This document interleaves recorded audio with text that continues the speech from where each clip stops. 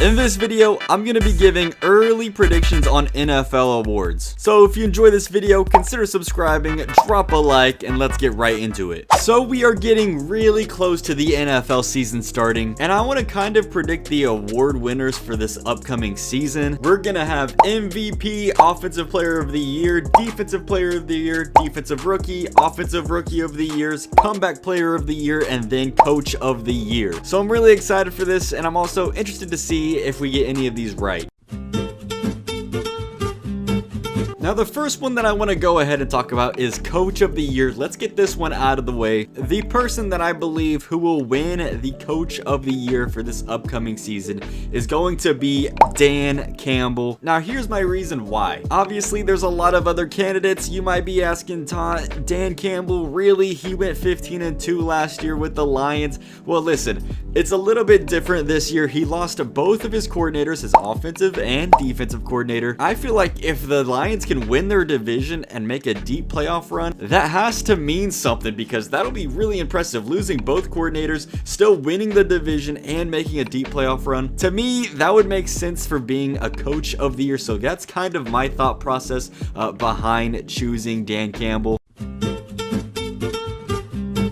Offensive Rookie of the Year will be very interesting. I kind of think there is 3 nominees for this. We have Travis Hunter, Ashton Jeanty, and then Cam Ward. Now, personally, I think Cam Ward will end up winning this award. I feel like it's really easy for quarterbacks to win any type of these rewards. So if he can at least go anywhere from like 7, 8, 9 wins with the Titans, even winning the division, I feel like if the Titans win the division, it pretty much seals the Rookie of the Year, well, offensively, for Cam Ward. But I wouldn't be surprised if Ashton Jeanty won this award. I mean, he's just going to get a whole bunch of touches. He's going to have that volume. I don't think that the Raiders are necessarily going to be a terrible team. I think that they're going to be a respectable opponent for many of these other teams to go up against.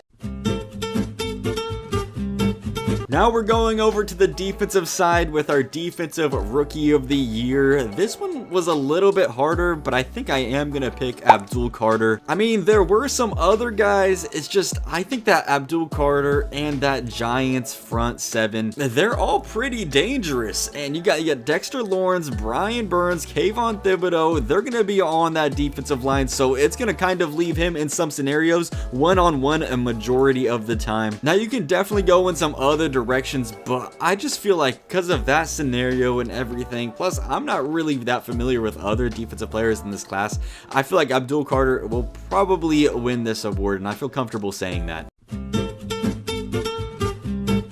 Now for our Offensive Player of the Year, hear me out, this one might get a little wild. I'm going with Puka Nacua. Listen, there's a whole bunch of other candidates like Jamar Chase, Saquon Barkley, that would make sense for me to put here, but I think it's going to be Puka Nacua because Matthew Stafford, I feel like he's just going to force feed him. Now, do I think he's going to win the Triple Crown like Jamar Chase did? No, but I can see him leading the league in like receptions and receiving touchdowns. I don't know about the yardage, but I think both of those things could win him over. And honestly, if he finishes like top 5 in receiving yards and he's leading that, I just feel like this is going to be a monster year for Puka Nacua, dude. I'm so high on him.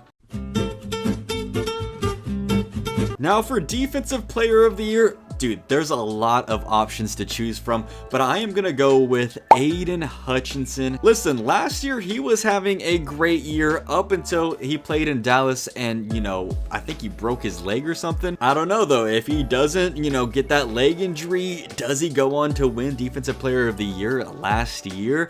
I'm not sure, but I do think that this year he comes back better, stronger than ever. You know, that Lions defense, they're going to need him. They lost Aaron Glenn, defensive coordinator, and that defense last year, dude, they had injury after injury after injury. That's what kind of was the thing that cost them in the, I think it was the divisional round against the Commanders. However, that Lions defensive line is going to kind of be scary. I mean, they got DJ Reader, they got Aleem McNeil, obviously Aiden Hutchinson. Yes, I think that this is going to be a big year for Aiden Hutchinson, and he's going to be my Defensive Player of the Year selection.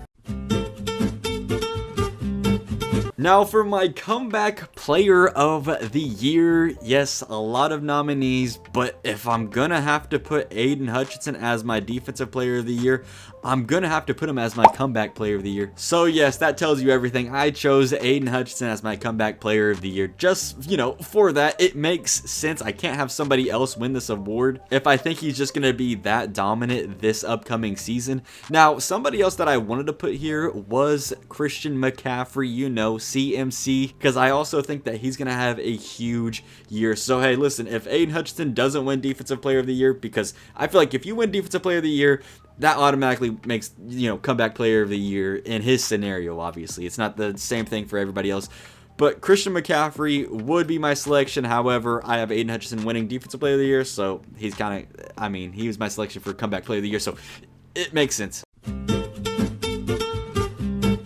Now, finally, we have the MVP, and this one, I mean, it's a quarterback award. Let's just say that. But the quarterback that I have winning this season is going to be Joe Burrow. Now, this could very well not be the case. I understand that. And I don't think it's gonna, you know, not be the case because of Joe Burrow. I think it'll more be on like the team success, kind of like what it was last year. I mean, Joe Burrow would have been in the MVP conversation. I mean, he could have been the MVP if the defense had played just a little bit better and they had made the playoffs. But I feel like this Cincinnati offense is going to be able to score 30 points. Now, the thing is, can the defense hold other teams to under, you know, 30 points? So yes, I think he'll play at an MVP type level that could win him the award. Realistically though, I feel like Cincinnati has to be like a top 4 seed in order for him to win that award. I mean, that just kind of makes sense to me. I feel like that would be the scenario. But that's gonna do it for this video. It was kind of a quick one. I just wanted to kind of get my early predictions out there. Also, I kind of want to hear your guys' predictions down in the comment section below, so feel free to leave them down there, and then maybe after the NFL season we can come back to this video. However, that's going to do it. Again, hopefully you guys enjoyed this type of content, and if you do enjoy this type of content, then go check out my last video where I predicted every single division winner for this upcoming season. Anyways, shout out to the members.